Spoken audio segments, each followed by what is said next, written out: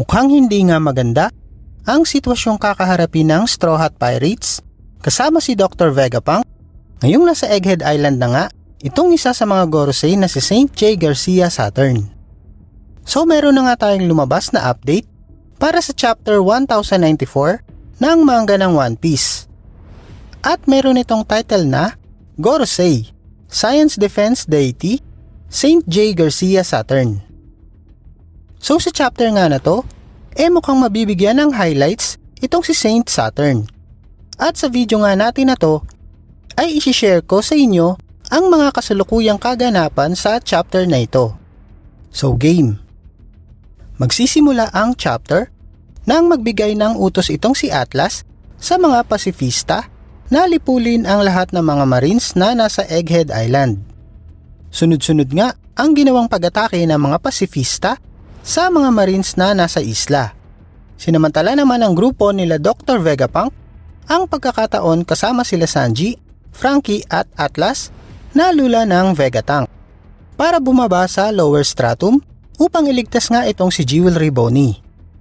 Nagmadali nga itong si Sanji nang makita nito ang kinaroroonan ni Bonnie gamit kuno ang kanyang Lady Radar na sinang-ayunan naman ni Dr. Vegapunk. At dahil nga sa bagal ng takbo ng Vegatank, ay nauna na nga siyang bumaba sa lower stratum. Samantala sa lower stratum, ay makikita itong si Bonnie na kasalukuyang nakikipaglaban pa rin sa mga marines. Ginamit nga nito ang isang bagong atake na tinatawag na near-death experience.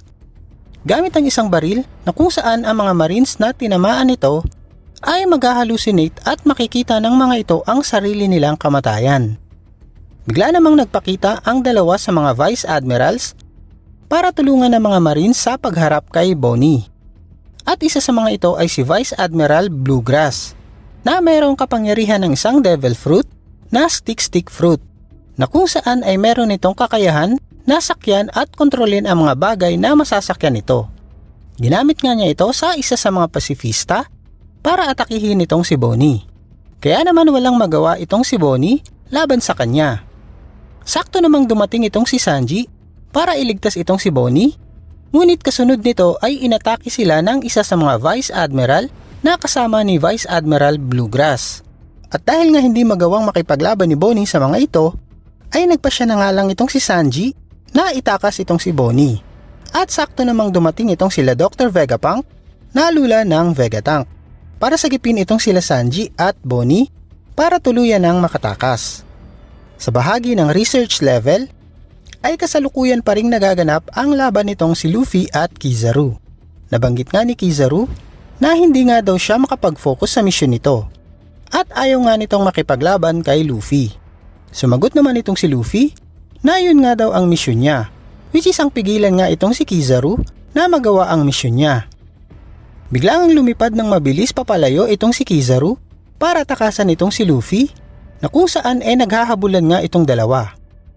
Natigilan naman itong sila Kizaru, Luffy, Zoro, Lucci, Jinbei at iilan sa mga Vice Admirals nang maramdaman ng mga ito ang isang napakalakas na presensya. Bigla ngang umalingaw sa buong isla ang isang utos na nagpapahinto sa mga pasifista. Nagtaka nga itong sila Dr. Vegapunk nang biglang huminto ang mga pasifista sa pag-atake ng mga ito. Nabanggit nga ni Atlas na tanging ang mga Gorosei lamang ang may higit na authority sa mga pasifista bukod sa kanila. Bigla ngang lumitaw ang isang magical circle na mayroong 5-point star at number 5 symbol sa gitna ng isla. Kasabay nito ang isang paalala sa mga Marines na paparating ng araw sa isla itong isa sa mga Gorosei na si Saint J. Garcia Saturn. Pinagbawalan nga ang mga ito na tumingin dito kay Saint Saturn, lalong-lalo na ang mga lower rank officers. Naramdaman nga nila Sanji ang isang napakalakas na presensya ang unti-unting lumalabas sa magical circle. Tuluyan na ngang nagpakita itong si Saint J. Garcia Saturn sa nakakatakot nitong anyo. Makikita na nga natin ng malinaw ang buong kaanyuan nitong si Saint Saturn. Ang lower part na bahagi ng katawan nito ay maihahalin tulad sa isang gagamba na mayroong mga swirl-shaped patterns. Samantalang ang balbas at buhok nito ay nagmistulang mga ulap at meron din itong itim na ulap na nakapaikot sa leeg nito, katulad ng kay Lucci. Ang mukha nito ay tao pa rin na may malapad na ilong. Meron itong dalawang sungay at suot pa rin ito ang kanyang sombrero. So base nga dito mukhang nasa awakened form itong si Saint Saturn.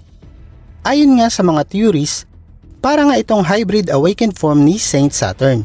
Ngunit wala pa ngang confirmation kung ito ba ang kapangyarihan ng Akuma no Mi, dahil ang anyo nga nitong si Saint Saturn ay maihahalin tulad sa isang Ushi-Oni o Gyuki na isang yokai na nagmula sa isang folklore ng western part ng Japan.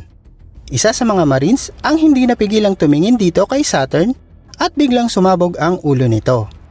Samantala, nakarating na nga itong si Kizaru sa kinaroroonan nitong si Dr. Vegapunk. Sinubukan nitong atakihin ang Vegatank gamit ang kanyang laser, ngunit sumablay ito at tinamaan nito ang Cloud Road na dinadaanan ng Vegatank. Dahilan para mahulog ito pababa sa isla. Sakto namang dumating itong si Luffy para pigilan itong si Kizaru. Naitanong nga ni Kizaru kay Luffy kung hindi pa ba daw ito umaabot sa limitasyon nito dahil nga sa awakened form nito. Inatake ni Luffy itong si Kizaru gamit ang isang bagong teknik na tinatawag na Gomu Gomu no White Star Gun. Bumaon nga ang suntok nitong si Luffy sa mukha ni Kizaru tulad ng ataking ginawa niya kay Kaido. Ngunit ang kaibahan nito ay nag-create ito ng napakaraming star effects, dahilan para indahin ito ni Kizaru. Umabot na nga sa limitasyon niya itong si Luffy at sabay sila ng Vegatank na nahulog pababa sa isla. Napatingin nga itong si Saint Saturn kay Luffy habang nahuhulog ito at nabanggit nito ang pangalan ni Nika. Tuluyan na ngang nawasak ang Vegatank dahil sa pagkahulog nito. Sa huling double page ng chapter ay makakaharap nitong si Saint Saturn itong sila Dr. Vegapunk, Sanji, Bonnie, Atlas at Franky. Naligtas namang nakalabas sa Vegatank. Bigla ngang naalala ni Bonnie ang nakaraan na kung saan ay may nag-utos kay Dr. Vegapunk na burahin ng tuluyan ang buong kamalayan netong si Kuma. So sa part nga na to, mukhang na-realize na nga ni Bonnie na wala naman talagang kinalaman itong si Dr. Vegapunk sa sinapit ng ama nito na si Kuma at napag-utusan lamang ito ng labag sa kalooban niya. Kaya naman ay mabilis na inatake nitong si Bonnie itong si Saint Saturn gamit ang isang katana at sinaksak ito sa dibdib niya. At dito na nga magtatapos ang chapter 1094. So ngayong nasa Egghead Island na nga itong si Saint Saturn, mukhang lumiliit na ang tsansa ng Straw Hats para maitakas itong si Dr. Vegapunk sa Egghead Island. So ano-ano kaya ang mga chances at possibilities na makakatakas itong Straw Hats kasama si Dr. Vegapunk? Magli-level up kaya ulit itong si Nika o isa sa mga miyembro ng Straw Hats? May nakatago pa kayang alas itong si Dr. Vegapunk at naghihintay lang ng tamang pagkakataon para gamitin ang alas na ito? Syempre dahil siya ang pinakamatalinong tao sa mundo, marahil meron itong mga precautions at preparations na nakahanda kung sakaling magkaproblema ang pagtakas niya. O merong darating para tulungan ang Straw Hats at si Dr. Vegapunk na makatakas sa Egghead Island.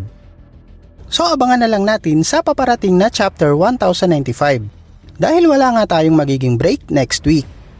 Stay tuned lang kayo sa channel para sa magiging full recap ng chapter 1095 once na lumabas na ito.